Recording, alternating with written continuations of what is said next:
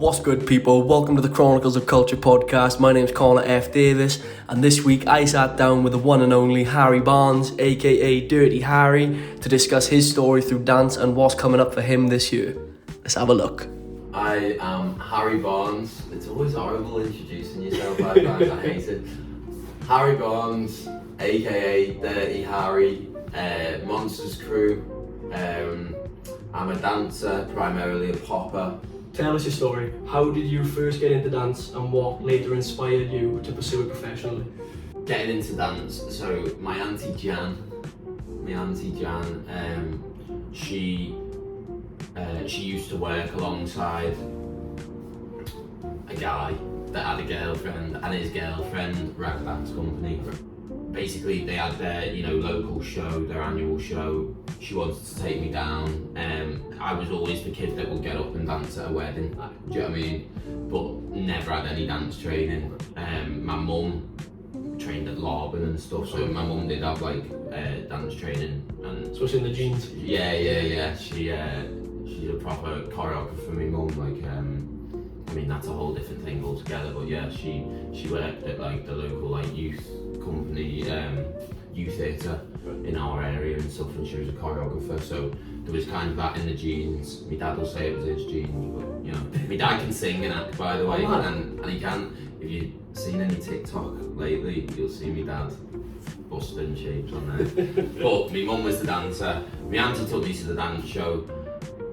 I just thought I was going to a dance show, and then I'd, carry on with my normal life. I was obsessed after I watched this dance show, and it makes sense now I think back, because before that we'd had George Sampson and Britain and Diversity and Flawless and Aidan Davies. You'd had all them on Britain's Got Talent, which I was always really drawn to as well. The Step Up films, always loved all that. So it makes sense now, but at the time, I just hadn't clocked that I loved dancing. Do you think it took you seeing that live show for you to realise how much you loved it? Because you feel the energy, don't you? It's a bit different again, again, it's like you watch the film, you don't think you're going to be in a film, so it's realistic to be like, oh, I could join there, and then I could be in the next show. Do you know what I mean? And I could see there was other lads in there, because that was always the stigma back then as well. It still is maybe in some places, but there was other lads my age, so I started the next week and I never left. And here we are now in your kitchen. Awesome. Yeah. What made you think I want to do this professionally? So, easy one. So I started dancing, I'm pretty sure I was 13 when I started dancing, and then when I was 14, Turbo had come in and put me on to Just a Boo. Okay. Which, if you don't know what Just a Boo is, guys, it's arguably the biggest, most prestigious battle event in the world. It's a 2-on-2 event. There's qualifiers all around the world, and then there's a world final. Always happens in Paris, in a stadium. It's mad. So he put me onto this, and then I'm just obsessed with it. The early days of YouTube, I'm just watching all these videos, which is where I found the twins and stuff. Do you know what I mean? So when I was 14, I convinced my mum and dad to let me go to Paris to watch it. And my mum and dad, being the legends they are, they let me go with one of the senior members of the dance school I was dancing at, Animal.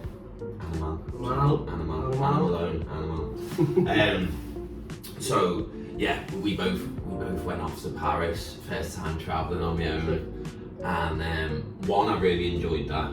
Obviously dancing involves a lot of travelling, and I found I enjoyed the being independent from an early age and kind of going off, and just obviously being in that stadium and seeing it, I love the videos, but seeing it up close and the energy, you just can't. So until you go and see these things, you'll never know what I'm talking about. So yeah, that was the moment. I went and I met the twins. I got my picture with the twins. Do you know what I mean? It's just this little fanboy. Do you not think it's crazy how youngsters now who are getting into dance, see you and want their photos with you and think the same thing that you think about the twins? Well, yeah. I mean, yeah, I don't know if it's on the same level, but yeah, it's mad. I have moments like that all the time. Yeah. I was judging in Scotland just this last weekend, and we were all socialising in the room the night before. And me, Turbo, Retro, Steady, Simon Lee, Midair, Ricochet, and then Lewis. Yeah, sorry. Lewis had actually left the room at this moment when I clocked it.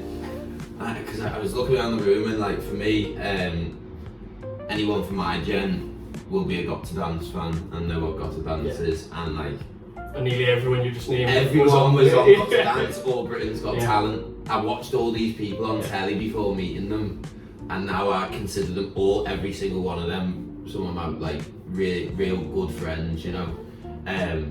And we're all just sat there, and I can just remember fanboying them. I can remember seeing them at UDOs when they're judging, getting pictures with them, buying their t-shirts and that. And now there's just this mutual respect. So yeah, there's nice moments like that all the time, to be fair. So you're from the Wirral, big up the Wirral. Would you say that there's been a big shift change where you're from culturally within popping since you've made progress in the style personally? Yeah, so I think there has been a shift, and I think over the years, you know, anyone that's been in the scene for the last 10 years, I've had different generations of students now, and you know, obviously not everyone becomes a dancer, not everyone wants to become a dancer, so that's absolutely fine. But I feel like anyone that's come to me and really wants to take it serious, I've you know, really tried to push them as far as possible and be there throughout all of it and support them and whatever, to just help try and build some sort of scene in the Merseyside, you know, Wirral area, which I think we've done. We've obviously got some like proper hitters now, you know what I mean? Shout out Leah, Maisie, Jacob, Sienna, Jack, you know, Izzy. Like, these are all people that are like regularly entering battles now. Now there's a younger generation again. There's little Rex, Ezra. There's like there's this little like scene growing. They're just young, but I'm really just hoping that they all stick to it and stick together to keep it going when my knees finally pack in and I can't do it anymore. There needs to be someone that, you know, looking for your own apprentice, keeps it going, which I'd trust all of them. Do you know what I mean? We've mentioned it already. Just about UK qualifiers is coming up end of Feb. Yes. You're partnering with Max Shilp again. Yeah. Defending champs. Yeah. How are you feeling? Yeah, good. We're both gassed for it, to be fair. We're ready. It's one of them now where I think the pressure's on you when you're defending something anyway. You've got to try and take that out of it. Try and just stay calm, stay composed. That's my main problem. I get too into it sometimes, so I'll be having a word with myself before that one. But yeah, no, we're ready, mate. It's a quick turnaround from the UK one, because that's on I think it's the 28th of Feb, and then the following weekend is the world final, so we haven't got like a big gap in between to plan, but I think both of us actually prefer that. Yeah. It's less time to think, just time to be gassed and just keep the momentum, do you know what I mean? The adrenaline. Yeah, do you know what I mean? So yeah, gassed, hopefully we're there. I know there's a few people from Manny coming to watch this year, so fingers crossed. I don't want to. It's one of them where I don't want to jinx anything. But yeah, you've got a very busy year. Putting all these dates together is crazy. So obviously, just about in UK qualifier end of Feb. Week later, you're in Paris for the final. Yeah. In March, you've got to Move It. Yeah. With Move It now, you're not only performing as a headliner alongside a friend of the pod, Lewis Tigran. Yes. But you're also choreographing a set for 0161 Studios. Yeah. How did that come about? Tell us what can we expect? What should we anticipate?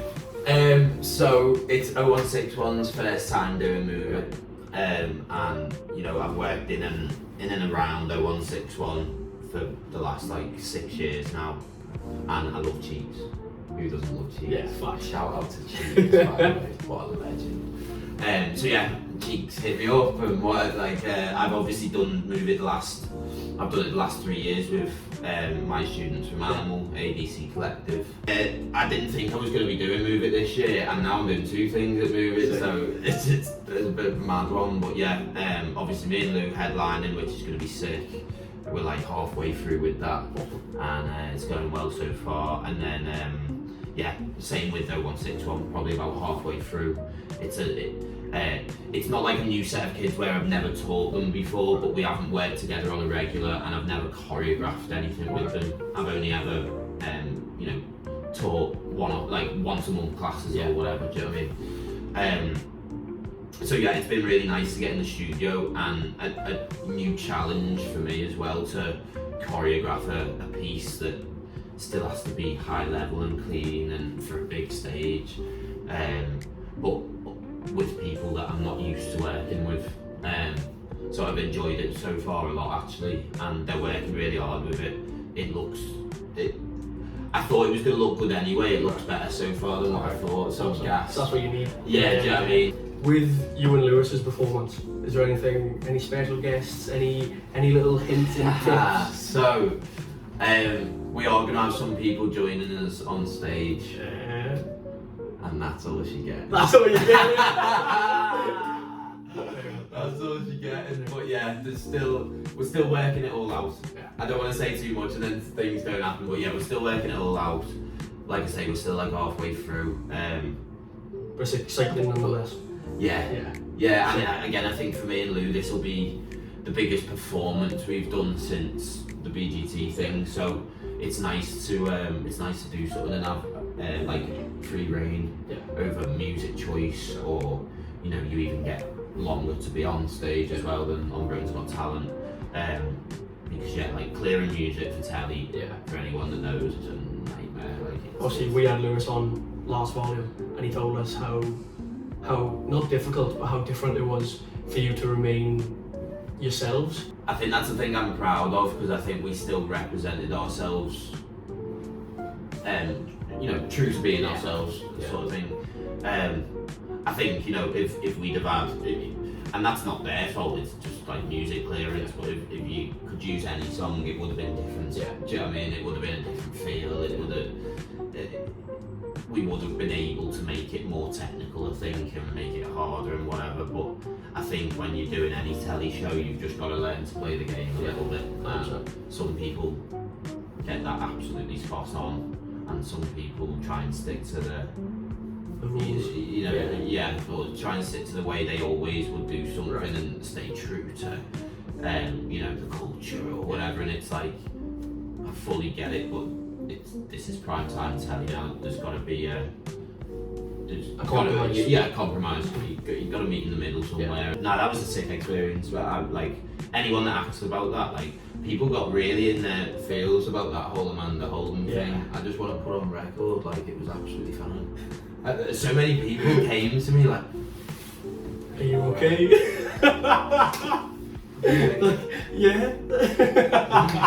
I'm fine. It was one of them when we first came off stage, the initial walk off stage, just mad adrenaline rush as well, and I think we were probably fuming for about 2 minutes, and then we realised that we'd smashed our routine and not made any mistakes, and done as well as we could have, and we were happy with that. And it's a sick experience. It's something that so many people will never get to experience and do, and I think we're lucky to be able to do it. It would have been sick to get to the final and get to do it again and give that a go, but we knew what we were getting into. It's a talent show with people, respectfully, the judges aren't dancers, do you know what I mean? Bruno is, but from a completely different field, and so it's fine.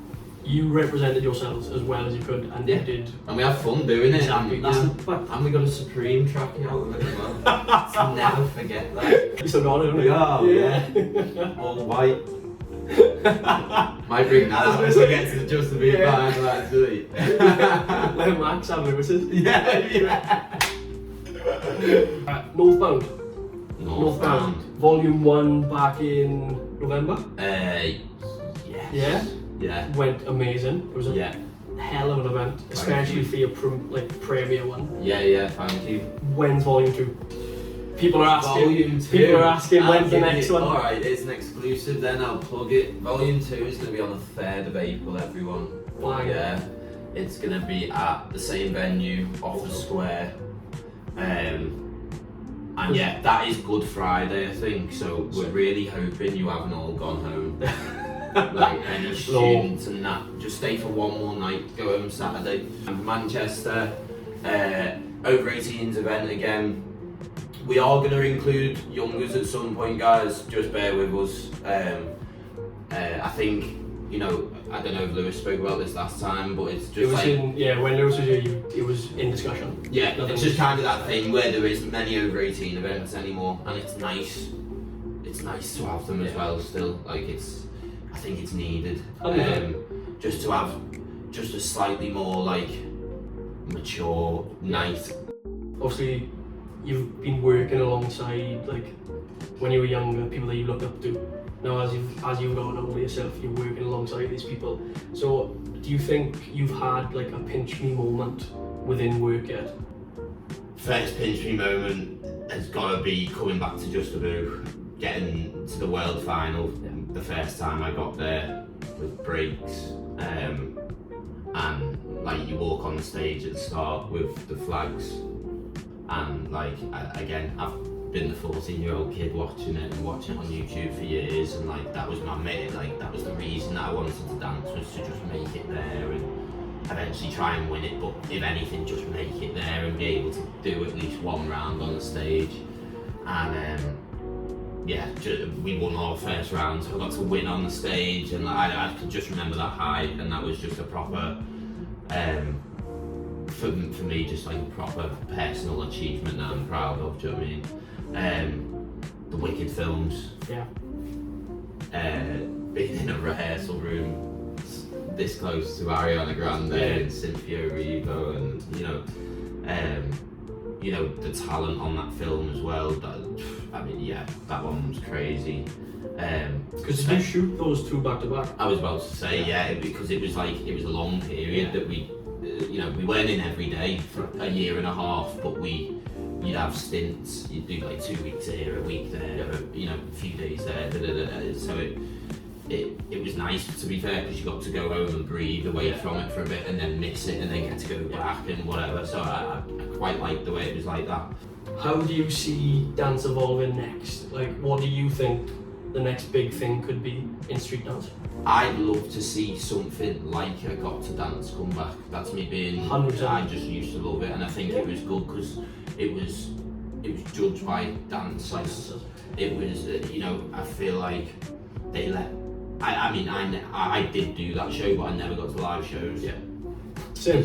So I was like 12. I don't know what they were like for like controlling the narrative or the music, or I don't know what that was like on that show, but from what I used to watch from it, it felt like people had a little bit more free reign on it to with their own styles, put their own style into it, and their own their own touch on it and stuff. Because like obviously when you look at shows now, you've got Britain's Got Talent.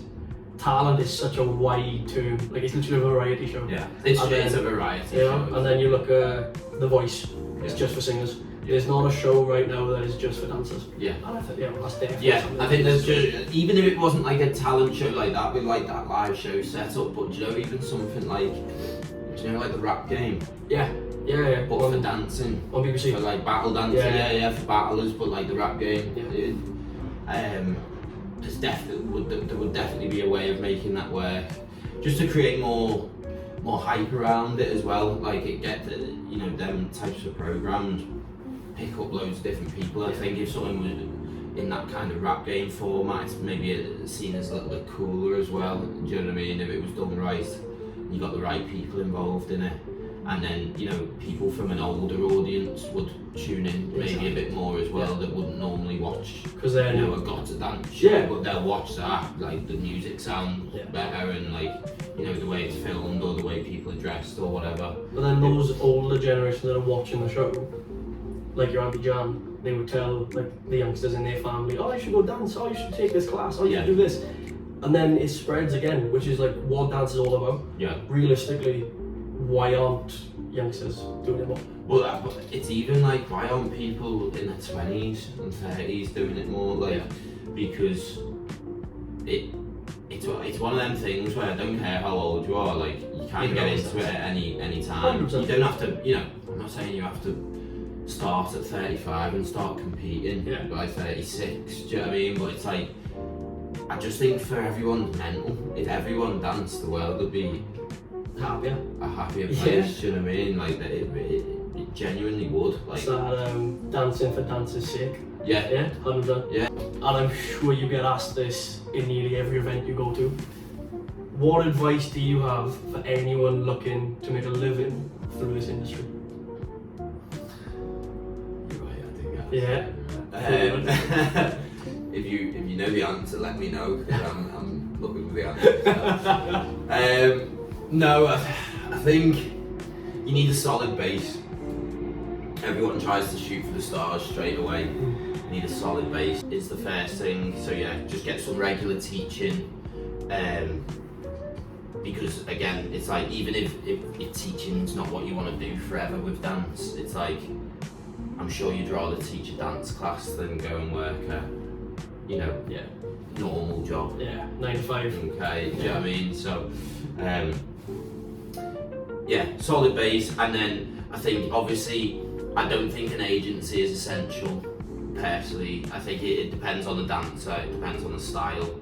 I think if you're a commercial dancer and you're wanting to like do tours and a lot these commercial jobs, adverts, videos, whatever, I think yes, you have to be in these big agencies.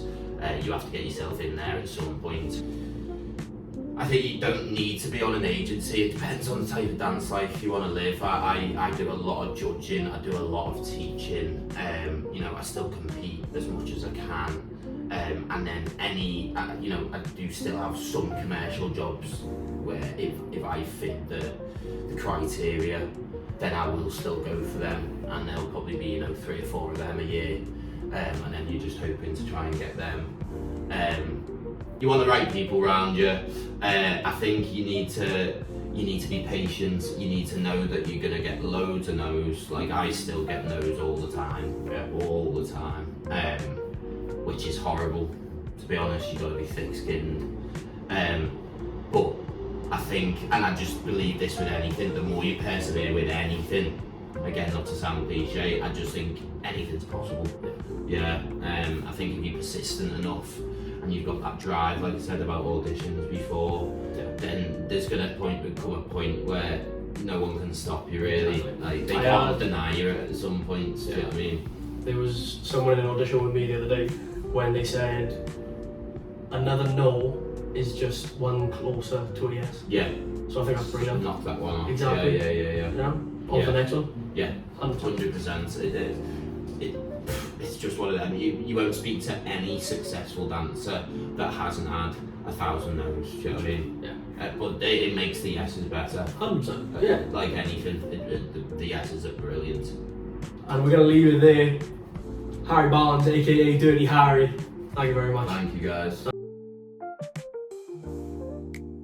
We're coming for you at some point, no, don't worry. I can't promise if it's the next one or Pause. whatever. Cut that one. Yeah, that one. Jem says, we're thinking of it.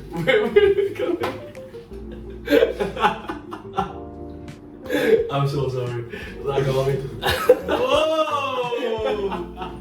I need a puff of me vape after that.